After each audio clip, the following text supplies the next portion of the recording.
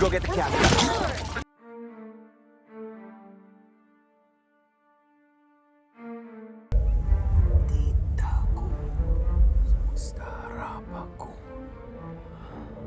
Film diawali dengan diperlihatkan seorang pria bernama Glass. Ia adalah orang Eropa yang menikah dengan salah satu wanita Indian dari suku Pawnee. Suku Pawnee merupakan salah satu suku Indian asli di antara banyaknya suku-suku Indian di Amerika. Saat ini, Glass bersama anaknya bernama Hawk sedang bekerja pada seorang pengusaha bulu hewan asal Eropa bernama Kapten Henry. Di sana, Glass bertugas menjadi penunjuk jalan di hutan Amerika. Siang hari, beberapa pria sedang asik berburu rusa di tengah hutan. Sayangnya, saat asik berkemah, tiba-tiba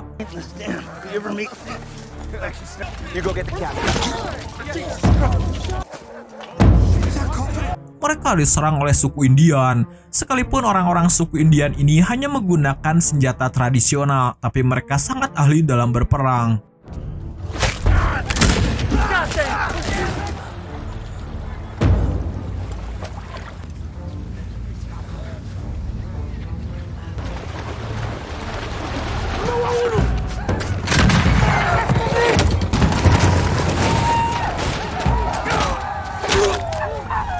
Satu persatu anggota mereka dibunuh menggunakan anak panah yang datangnya entah dari mana. Maka dari itu, dibanding bertarung, mereka semua memutuskan untuk segera kabur menggunakan perahu yang berada di ujung sungai. Masalahnya, serangan musuh semakin agresif dan mereka semua dipaksa bertarung tanpa persiapan yang matang.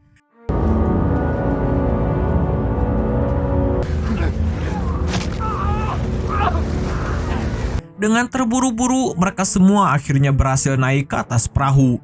Tak lupa hasil buruan tadi juga diangkut untuk dibawa pergi.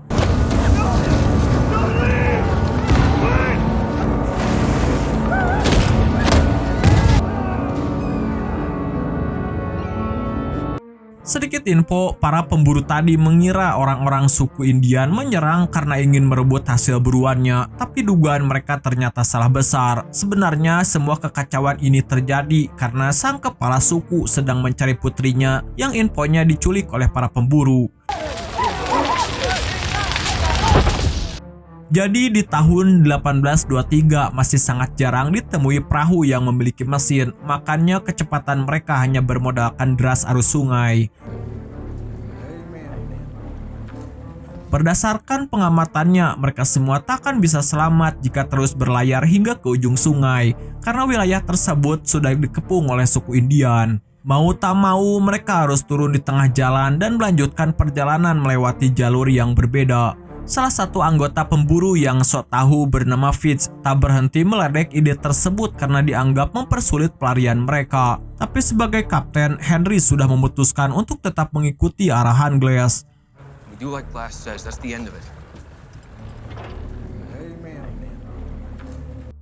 Kulit hasil buruan kemarin sangat berat dan tak mungkin diangkut selama pelarian ini. Maka dari itu mereka memutuskan untuk menyembunyikannya di pinggir sungai dan akan mengambilnya kembali di kemudian hari.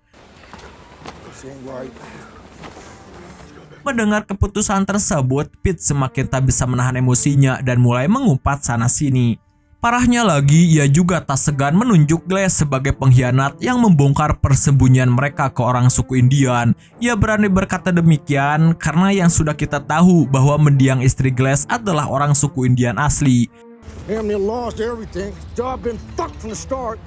Begitu mendengar keluarganya direndahkan, Hawk tak kuasa menahan amarahnya. Little dog right here. We gotta fight, son. Light left. We gotta stash these pelts and get rid of the boat. Let's go.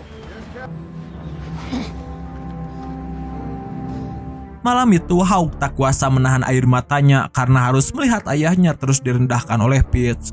Tapi sebagai ayah, Glass mencoba meyakinkannya untuk tetap bersabar. Singkat cerita, keesokan paginya dugaan Glass ternyata benar. Pasukan suku Indian kemarin ternyata sudah menunggu di ujung sungai. Seandainya ngotot berlayar, maka tak satu pun dari mereka yang akan selamat. Untuk kembali ke markas, Glass dan rombongannya harus menempuh perjalanan sekitar 2 minggu melewati hutan di pegunungan. Was it the right decision, leaving them both? Sebagai pemandu wilayah, setiap pagi ia bangun lebih awal untuk memastikan jalurnya aman yang akan ditempuh oleh rekan-rekannya. Tapi pagi itu, Glass harus bernasib sial karena saat menyisiri hutan yang begitu hening, tiba-tiba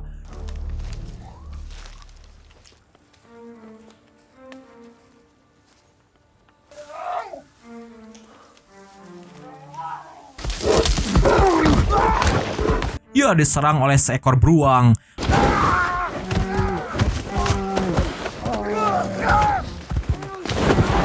Walaupun mengalami sakit yang luar biasa karena tubuhnya telah dicabik-cabik, Glass berusaha untuk tetap tenang dan berpura-pura mati karena beruang umumnya sangat suka bermain dengan mangsanya.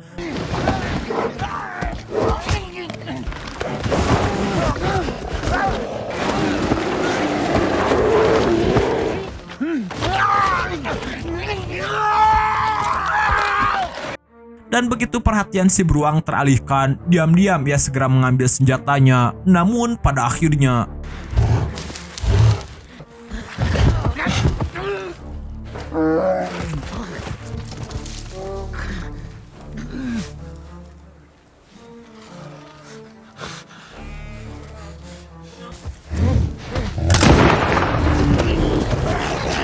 serangan tadi tak cukup menumbangkan si beruang karena hanya melukai bahunya. Kali ini Glass benar-benar diserang tanpa ampun. Namun sekali lagi ia berusaha untuk tak bergerak agar si beruang mengiranya telah mati.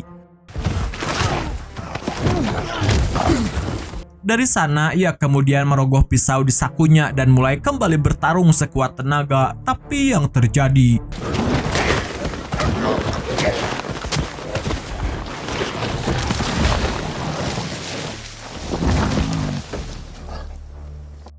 tak lama kemudian, Henry dan kawan-kawannya berhasil menemukan keberadaan Glass berkat suara tembakan tadi. Tapi kondisinya sudah sangat memprihatinkan. Fitz sendiri bukannya bersyukur karena rekannya berhasil selamat. Ia malah bilang harusnya Glass tadi bertarung tanpa senjata karena suara tembakannya hanya akan memicu kehadiran suku Indian. Tentu saja mendengar itu, Hawk marah besar. Di sisi lain, Kapten Henry segera menjahit luka-luka di tubuh Glass yang sebenarnya hampir mustahil untuk disembuhkan.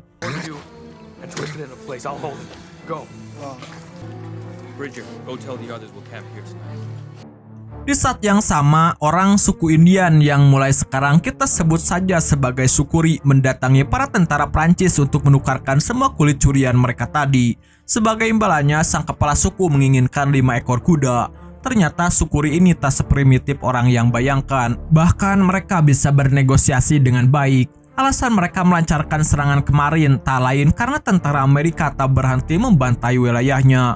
Bahkan tak jarang anak gadis mereka diculik untuk diperkaos lalu dibuang di tengah hutan.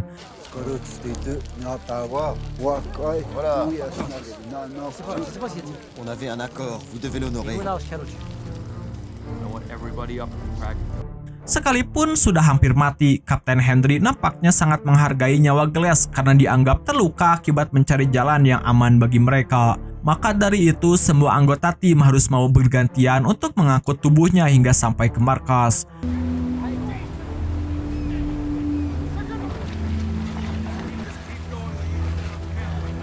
Glass sendiri masih sadar, namun ia tak bisa menggerakkan seluruh tubuhnya, bahkan tak mampu untuk mengeluarkan suara. Beberapa dari anggota pemburu berharap Glass mati sekalian agar tak menjadi beban. Namun Kapten Henry tetap ngotot untuk membawanya.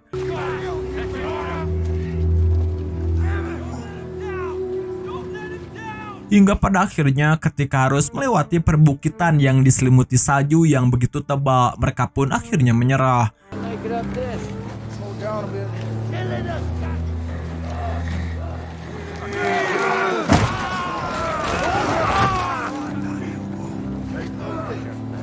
Dibanding ditinggalkan di tengah hutan dan mati secara perlahan, Kapten Henry berencana untuk mengakhiri penderitaan Glass saat itu juga dengan cara membunuhnya. Namun Hawk menolak ide tersebut dan memilih untuk menemani ayahnya hingga ajalnya tiba. Tapi sampai akhir, Kapten Henry juga nampaknya tak sanggup membunuh Glass. Maka dari itu, ia kemudian mengeluarkan sayembara, di mana siapa saja yang mau menemani Glass hingga nafas terakhirnya akan diberikan imbalan berupa uang $100. Selain Hawk, seorang pemburu muda bernama Bridge juga bersedia untuk menemani Glass sekalipun tak dibayar. Di sini Pitts melihat sebuah kesempatan di mana ia juga bersedia untuk menetap, karena dengan begitu nantinya ia akan mendapatkan bayaran penuh dari upah yang ditoleh oleh Hawk dan Bridge. Kapten Henry sebenarnya agak curiga akan tingkah Fitz, sampai-sampai tak berhenti memperingatkannya untuk merawat Glass dengan sepenuh hati.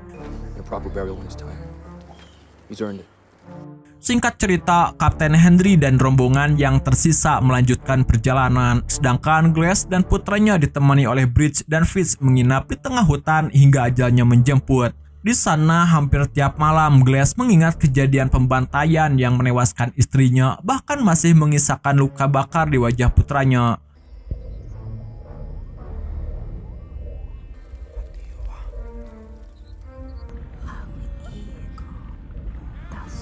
Pelaku pembantaian tersebut tak lain adalah tentara Amerika itu sendiri, dan sebagai warga negara ia juga tak bisa mencegah serangan tersebut.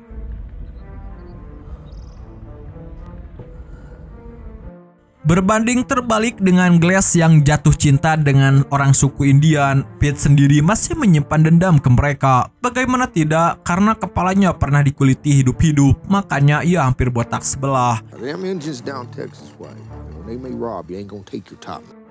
Singkat cerita, siang itu saat Hawk dan Bridge pergi berburu makanan, Pitts bertugas untuk menjaga Glass yang terbaring tak berdaya. Tapi bukannya merawatnya dengan sepenuh hati, ia malah menggoda dan memaksanya untuk bunuh diri dengan alasan agar nyawa putranya bisa selamat, karena tak lama lagi Sukuri akan melewati lokasi mereka.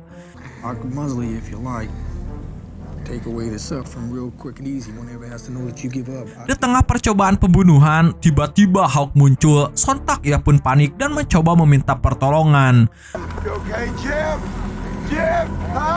Masalahnya saat ini Bridge masih sibuk mengambil air di sungai karena tak berhenti berteriak.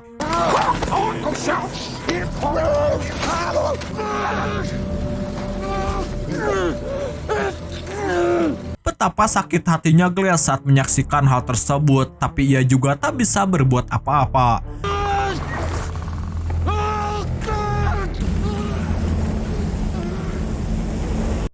Beberapa waktu kemudian, Bridge kembali ke markas dan mulai bertanya tentang keberadaan Hawk yang dianggap aneh karena belum juga pulang. Namun Pitts yang pandai berbohong mengatakan kemungkinan ia tersesat saat berburu, padahal sebenarnya jasad Hawk sudah ia sembunyikan di tengah hutan. Keesokan paginya, Bridge dibuat kaget karena Pitts tiba-tiba bilang 10 menit lagi orang-orang Sukuri akan melintasi lokasi mereka. Ia juga bilang kemungkinan Hawk mati saat berburu kemarin. Walaupun dalam situasi yang sangat mendesak seperti ini, Bridge tetap ngotot untuk menolong Glass. Karena kesal, ia kemudian menariknya ke liang lahat lalu menguburnya dengan paksa.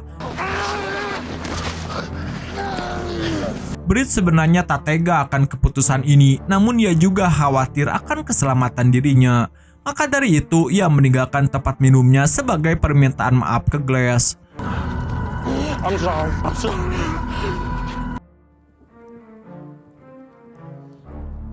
Singkat cerita, keesokan paginya, Glass mencoba bangkit, namun tetap saja ia belum sanggup berjalan karena kakinya patah akibat ditindih beruang.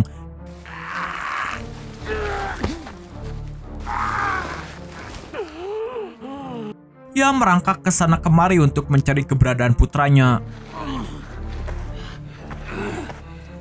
Dan setelah beberapa lama, ia berhasil menemukannya, namun dalam kondisi sudah tak bernyawa.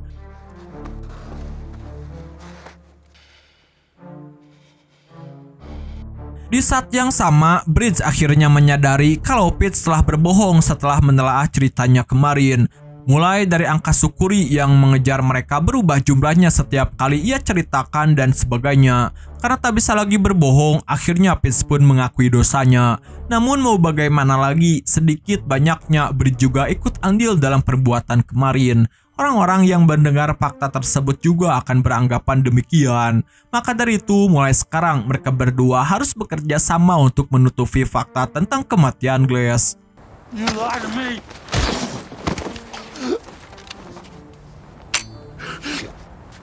Setelah merelakan kepergian putranya, Glass kemudian merangkak untuk mengumpulkan barang-barang yang kira-kira bisa ia gunakan untuk bertahan hidup. Salah satu yang paling berharga adalah bulu beruang kemarin, karena berkat barang tersebut setidaknya Glass bisa bertahan di tengah cuaca yang begitu dingin. Sedangkan untuk makan, ia kemudian mencari bangkai hewan yang mungkin sudah mati sejak beberapa hari yang lalu. Tapi yang paling sulit untuk ia temukan saat ini adalah pasokan air, karena untuk bisa sampai ke sungai, Glass harus menuruni bukit sambil merangkak. Dan yang paling parahnya, setiap kali ia minum, lubang di lehernya terus mengeluarkan darah walaupun telah dijahit oleh Kapten Henry kemarin. Nampaknya hal itu dilakukan dengan terburu-buru, makanya untuk menutupi lubang tersebut, Glass harus membakar kulitnya sendiri. Di lain sisi, tanpa peran Glass sebagai pemandu wilayah, Kapten Henry dan rombongannya sempat kehilangan arah. Mereka kebingungan harus melewati rute yang mana untuk sampai ke markas, dan masalahnya musim dingin telah tiba. Untuk bertahan hidup, Glass sendiri memilih berteduh di gua pinggir sungai. Dengan begitu, ia tak akan kesulitan untuk mencari air. Sedangkan untuk makan, ia mencari apa saja yang bisa dimasukkan ke mulutnya. Sekalipun itu hanyalah rumput kering. Beberapa waktu kemudian, wilayah tersebut tiba-tiba dilewati oleh Sukuri. Karena tak bisa berlari, Glass pun menghanyutkan dirinya ke sungai.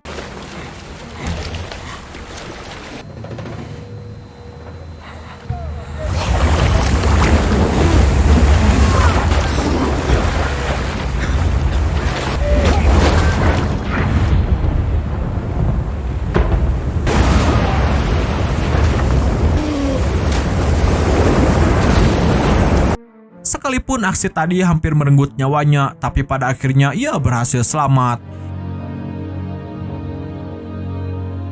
Kini pakaiannya basah kuyup, sedangkan suhu sedang berada di bawah dingin-dinginnya. Di lain sisi, Pitts saat ini tak sengaja melewati sebuah perkampungan suku Indian yang habis dibantai oleh tentara Amerika. Who did this? Oh no. Di sana ia menemukan 2 ekor kuda yang kemudian digunakan untuk melanjutkan perjalanannya. Waktu kembali berlalu entah sudah beberapa hari, tapi kita bisa melihat Glass kini sudah bisa berdiri walaupun harus menggunakan tongkat. Selama beberapa hari belakangan, ia bertahan hidup dengan cara memancing ikan di sungai menggunakan metode yang cukup sederhana. Saking lamanya tak makan daging segar, ia bahkan memakan tangkapannya hidup-hidup. Hingga pada suatu malam saat asyik beristirahat, ia tak sengaja mendengar suara. Begitu ditelusuri, ternyata ada orang Indian yang sedang asyik menyantap daging bison. Karena kelaparan, Glass pun memohon agar orang tersebut mau berbagi dengannya.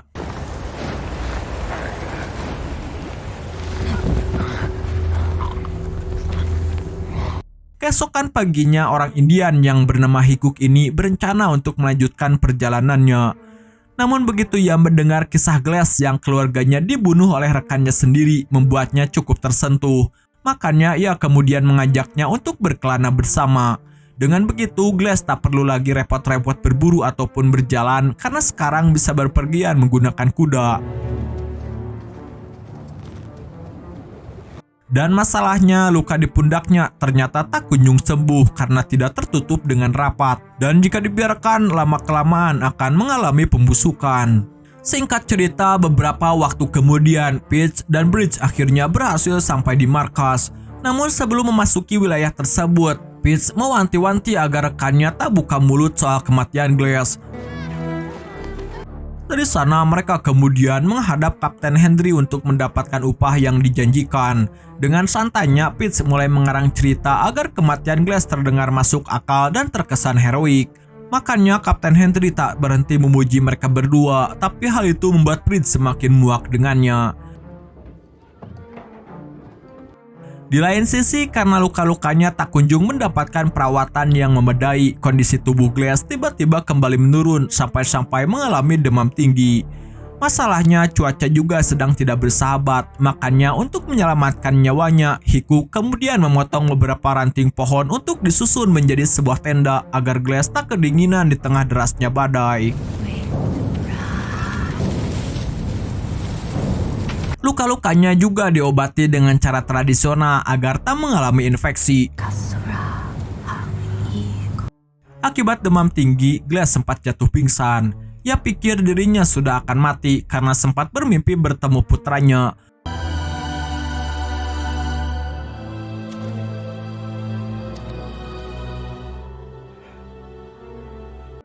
Begitu bangun dari tidurnya, kondisi Glass sudah membaik. Semua itu berkat bantuan Hiku.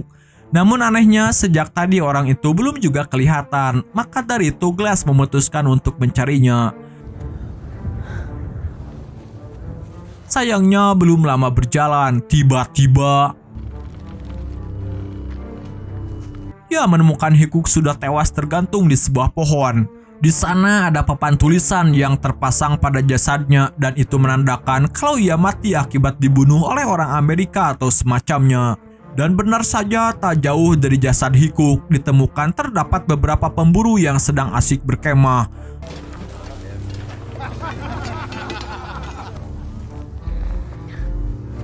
Hampir seharian, Glass memantau mereka dari jauh dan mencari celah agar bisa merebut kembali kudanya. Tapi saat akan beraksi, tiba-tiba ia tak sengaja melihat seorang wanita suku Indian yang menjadi korban penculikan. Parahnya lagi, wanita itu dipaksa menjadi pemuas nafsu dari para perampok. Karena tak tega, ia pun langsung menolongnya.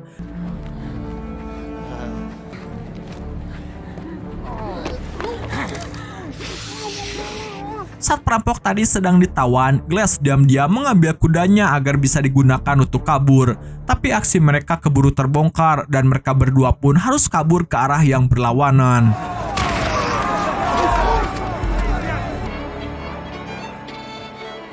Di lain sisi, malam itu adalah malam pergantian tahun. Kapten Henry dan anggotanya asik minum-minum di sebuah bar. Suasana yang begitu menyenangkan tiba-tiba berubah ketika Pitts yang serakah menanyakan kapan mereka akan kembali ke hutan untuk mengambil hasil buruan kemarin. Sekalipun sudah mendapatkan upah yang cukup fantastis, nampaknya Pitts belum juga puas, apalagi ia takut kebohongannya akan terbongkar. Maka dari itu, sebelum kebenaran terungkap, Pitts berharap bisa mendapatkan modal tambahan sebelum akhirnya kabur ke kota lain.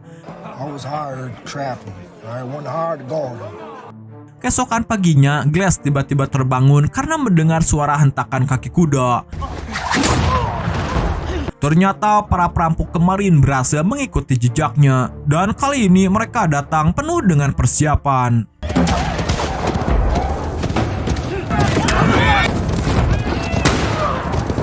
Karena fokus menembak saat berusaha kabur, Glass sampai tak sadar kalau di depannya terdapat sebuah jurang. Untung saja Glass berhasil selamat karena sempat tersangkut di ranting pohon. Tapi masalahnya malam itu badai salju kembali melanda wilayah tersebut. Sedangkan tak ada waktu untuk membuat api unggun, makanya untuk bertahan hidup, Glass kemudian mengeluarkan semua isi perut dari bangkai kudanya, kemudian berlindung di dalamnya agar tubuhnya tetap hangat hingga pagi.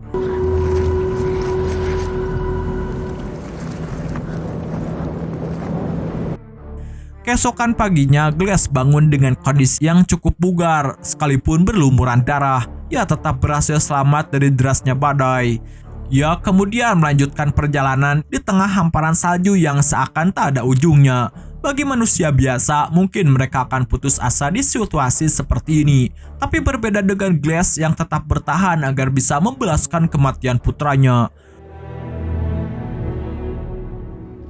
Beberapa hari kemudian, pemburu yang mengejar Glass kemarin berhasil tiba di markas Kapten Henry. Namun dari 9 orang temannya, hanya dia yang selamat. Ternyata beberapa hari lalu mereka semua diterkam oleh gerombolan serigala. Dan yang unik, tempat minum yang Bridge berikan sebagai perpisahan kemarin ke Glass ternyata tak sengaja dibawa oleh pria ini. Makanya mereka semua terkejut. Namun di sini orang-orang mengira tempat minum itu dibawa oleh Hawk karena berdasarkan cerita Fitz, Hawk tidak mati melainkan cuma hilang selama berburu. Tanpa basa-basi, Kapten Henry kemudian memerintahkan semua anggotanya agar segera menyisiri hutan yang dimaksud demi menemukan keberadaan Hawk. Walaupun begitu, sampai di lokasi hari sudah malam, mereka tetap melanjutkan pencariannya. Dan betapa terkejutnya mereka ketika yang ditemukan selamat malah Glass. Setelah semua kebohongan Fitz terbongkar, keesokan paginya Kapten Henry buru-buru kembali ke markas dan langsung memerintahkan penangkapannya. Sebagai pemimpin, dia sendirilah yang berencana untuk mengeksekusi Fitz. Namun sampai akhir keberadaannya tak bisa ditemukan. Bahkan betapa terkejutnya Kapten Henry begitu ia menyadari kalau Fitz ternyata tak hanya berhasil kabur, tapi juga berhasil menggasak semua uang yang terdapat dalam berangkas miliknya.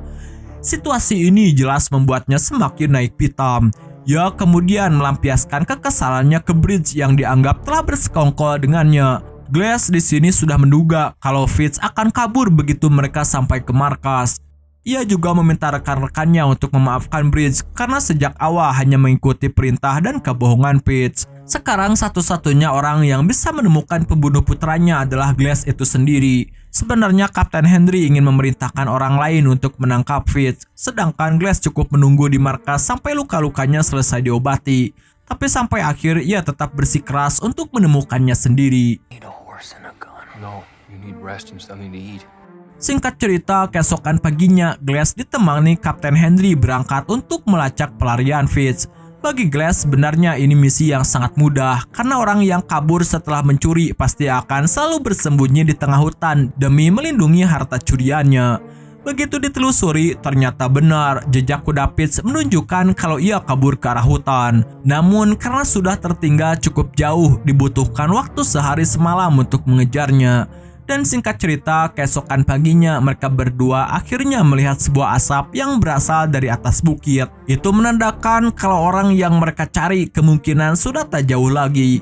Untuk memastikan target mereka tak akan kabur, Glass dan Kapten Henry berencana menyergapnya dari dua arah. Sayangnya ketika Glass sedang mengitari bukit, tiba-tiba Kapten Henry malah masuk ke dalam jebakan. I wouldn't expect to find a man of your stature.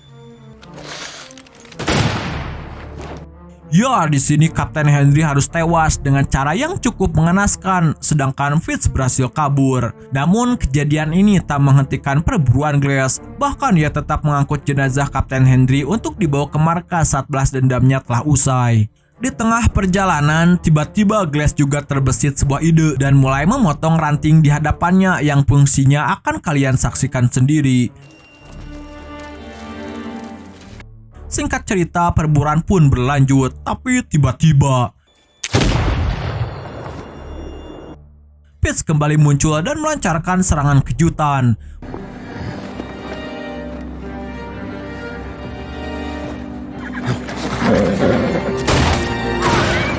Pundak Fitz terluka parah, tapi ia masih berhasil kabur ke tengah hutan. Sempat terjadi aksi saling tembak hingga pada akhirnya karena kehabisan amunisi, Fitz kembali kabur ke tepi sungai.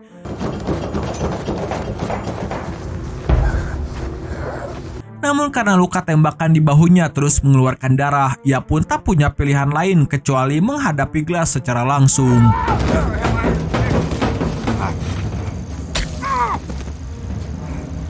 Dua jari Fitz terpotong akibat serangan tadi, tapi ia tak putus asa dan kembali melayangkan serangan.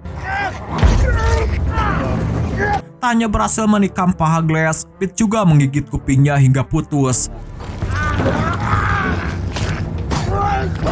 Tapi pada akhirnya, ya, pertarungan berakhir ketika Glass berhasil menusuknya berulang kali.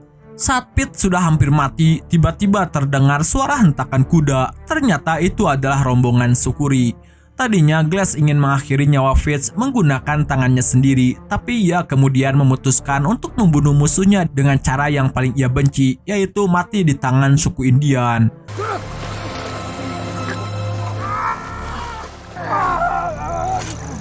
Sedikit info alasan mengapa sang kepala Sukuri membantu Glass karena wanita yang kemarin ia selamatkan dari para perampok ternyata adalah putrinya.